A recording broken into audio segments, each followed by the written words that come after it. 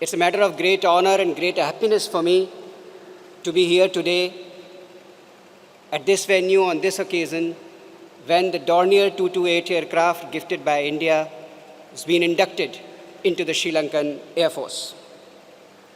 As has been mentioned, it's a very special day for India.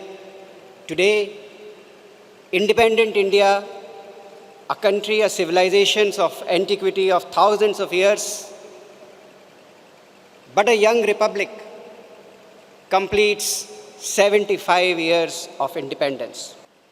And today I am proud to say that as the Indian foreign policy is based on the cornerstone of neighborhood first and the doctrine of Sagar, which is security and growth for all in the region, the benefits from the growth of India, the benefits from the strength of India are for all our friends and neighbors to share.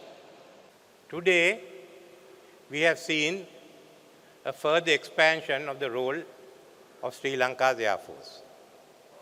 This is the start of a cooperation between our Air Force, a Navy, and the Indian Navy in maritime surveillance.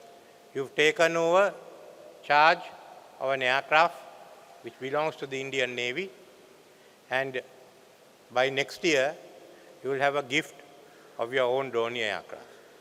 So first and foremost, I must thank the Indian government and also the Indian Navy who've been helping us from time immemorial. India is our closest neighbor, and there are many issues which are common to us, of which we are understanding, of which we have to resolve, not only issues that pertain to Indo-Lanka relations, but to the region and to the Gulf. So in this area, it is possible for us, and it has been on many occasions for us to come to an agreement or have a similar viewpoint with India. It's with those that we consolidate. But being two states, two governments, there are also times when we have differences which should not become disputes.